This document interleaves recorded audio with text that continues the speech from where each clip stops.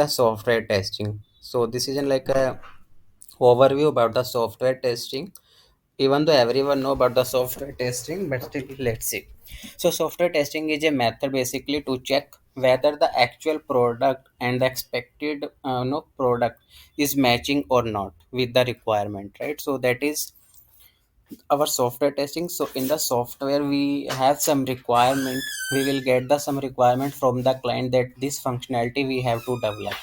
And once the requirement is coming to your business analyst, so they will do some meeting, and all the BA will be there, and all the developer managers will be there, and will be detailed explanation will be there, what are the different tasks are there, what is the different requirement is there that we have to develop. So once the developer will be developing all the requirements, after that the software testing part will come. So development is done, and then testers has to test the functionality as per the requirement, that this was the requirement, and is the requirement is matching or not with our expected result. And if it is not matching, so in that case we generally raise a bug, and once the bug is raised, it will again get resolved, and again we will re-verify that particular bug for us. Okay, and the software product should be basically the defect free. It is not like that the defect will go in the production, and our end user will face that challenge for us. So software testing is basically a testing part where we will be basically matching that actual requirement is matching or not with our expected result. So that is like our software testing, and it involves execution of a software or a system components using the manual automation tools. So how you can do the software testing? So there are two ways, right? Either you can do the manual, or either you can do the automatic.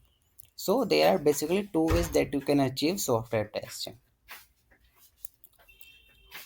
and there are multiple tools in the market with the help of a you can achieve the automation testing, right?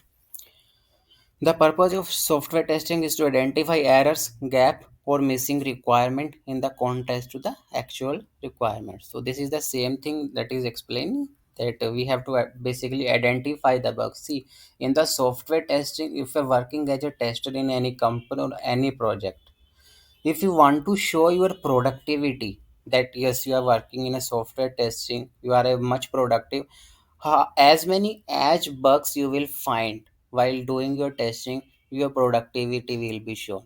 Yes, you are doing a good kind of automation testing, so bug is the only main thing, main count will be there for you if you are working as a automation tester. After that, why software testing is important, that I mean I already told, right? Because if there are multiple bug or errors are there in your software, so it can be early identify if you are doing a software testing. If you will not do, it will not be identify in your environment, and it can go in the production. So that is not a good practice, and it can be for a business loss also for the company, for the client. So no one wants that. So that's why we have to need a software testing at multiple level or in the multiple environment, so that we can give a good eye catch for the bug in different environment, and we can stop that bug in the lower environment only. So properly tested software product ensures the reliability, security, and high performance, right? So which will be further results in the time saving, cost effectiveness, and the customer satisfaction. So next is like error, fault, and failure, right? So this is again an interview question. If you will go for some manual thing, so maybe they can ask, so what is the difference between error, fault, and failure? So how it comes like a failure? So who makes the error? Like human makes the error, right? Machine don't make the error, human makes the error. So where is the human is involved at the time of a software? It is involved at the time of a programming. So software developer will write down the code, will write down the logic at the time of writing the requirement, right? So it will develop that particular requirement, so he will write down some programming language for that. So at that time he can do some mistake, which which can result in a fault in the software. right? So fault means to say, we can say a defect or a bug, because if he is writing some mistake in the program, and that is an error, and it will become as a bug for us. It is a bug in the software source code. If we found that particular bug, then it is a well and good. If we don't find out that fault, and if it will go in the production, or no, if it will go in the live website, and what it can do, it can go to the raw situation where system will produce the wrong results. If system will produce the wrong results, so in that case it will be a business loss, and it can cause a failure also for you, right? So this is how the it happens. From error, it can be a failure for you. So this is an intro questions. So error, fault, and failure, how it is varying. Rahul, we are getting noises from your side, Rahul. uh, okay.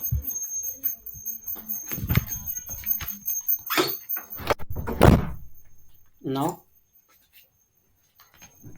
Yeah, can you please speak now? yeah, now it is good. Yeah, yeah, it's better now, Rahul. Okay. It's better now. Yeah, thanks. Okay, now let's go to the next. Now we will see like what are the different types of software testing. So everyone start talking about the white box, low back black box testing, this and this. But first of all, in as per a tester, so there are two types of software testing. One is basically manual testing, and one is the automation testing, right? Because testing is doing in the same way, only the way and the approach is changing with the help of a manual and the automation way. So manual is also doing the testing, same testing, but and automation is also doing the same testing. So that's why like it's a type. So in the manual testing, it includes a basically software to be manually tested by the user, so by the human, so without using any automation tool or any script. And tech tester takes over the role of an end user and tests the software to identify any unexpected behavior and bugs. So in that way, testers will be thinking about the end user. If I am an end user, so I can find out and I can think in that way, so that we can find out the more bugs with respect to the end users. So in that case, in manually, if we are doing that thing, we don't have to use any automation tool in that. But same thing, if I want to achieve with the help of any tool or script, I don't want to perform same task again and again, right? So in that case, same functionality or same kind of testing we can achieve with the help of a automation.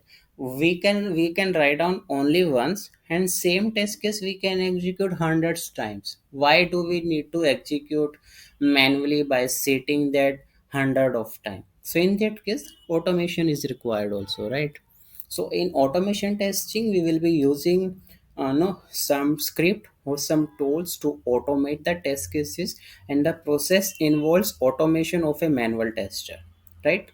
So one thing I want to tell here about the automation testing, if you will think about the automation, so I will tell automation is the exact step of the manual. Only the automation is there. I mean, you can think like just you are automating the manual step, whatever manual step you are performing, same process, I mean same step you have to approach in the automation. That's it. Okay. So this process involves automation of a manual process, and automation testing is used to rerun the test scenarios that were performed manually, quickly, or repeatedly, right? So everything I mentioned here as well, that if we are doing the things manually and repeatedly, so this kind of task we can achieve with the help of automation, that definitely we will be help you in saving the time, efforts, and money as well for the client. Now we will talk about the different software testing methods are there. So basically there are three different types of testing methods are there.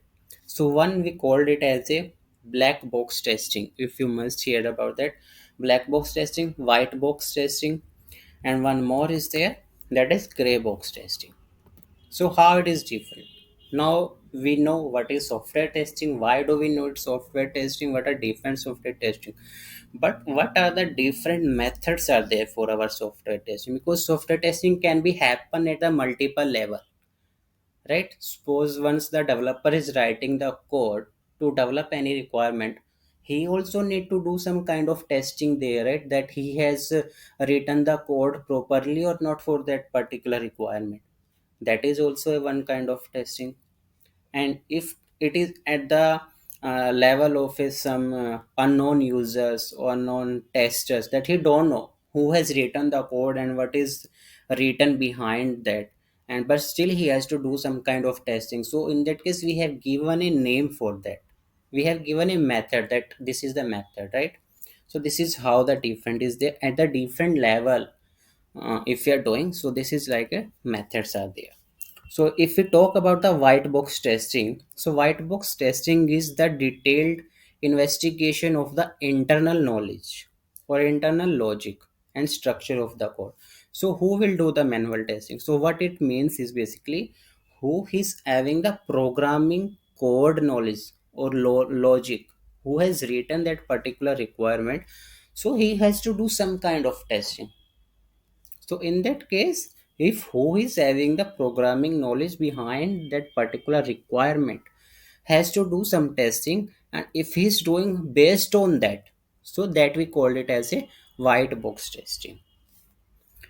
Okay, so white box testing is also called as a glass testing, also called as a open box testing as well. So in order to perform white box testing on an application, a tester needs to know the internal working of the code.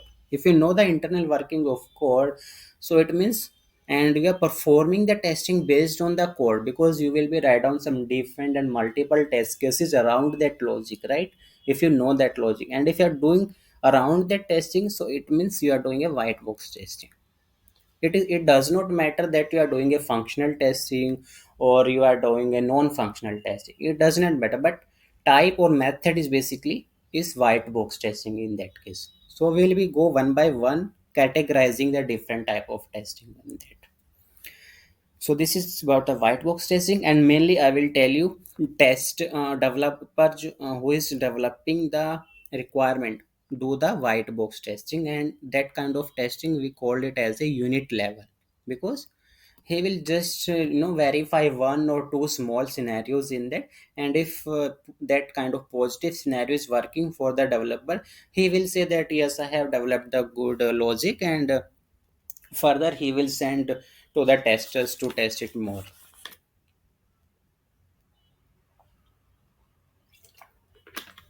Okay, so this is about the white box testing. Next there is a black box testing.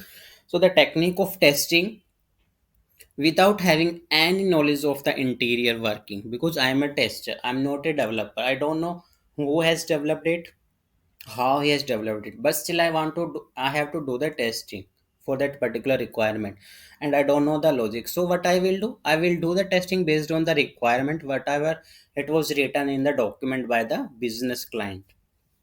So if I'm doing that kind of testing, that will be called as a black box testing for me, and it is also called as a behavior or specification based or a input based testing, right? And next is a gray box testing. So gray box testing is basically a mixture or a hybrid of a white box as well as black box testing. So many times we need the gray box type of testing also for us, because testing the internal knowledge, internal logic, and the main UI both are important for us to maximize and optimize our testing, right? If we are having the both knowledge, so in that way we can add the more number of test cases, we can add more positive and negative test cases also in that, and we can achieve no good quality in our requirement in the product.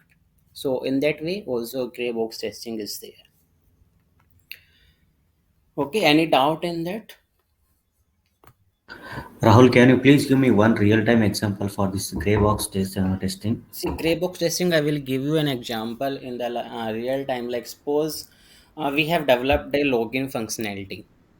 Okay, so in the Okay. login functionality, developer has written some code behind that based on the username and password matching, that sometimes password is wrong, or maybe sometimes username is wrong, sometimes password is wrong, right? So he has written is some logic behind that.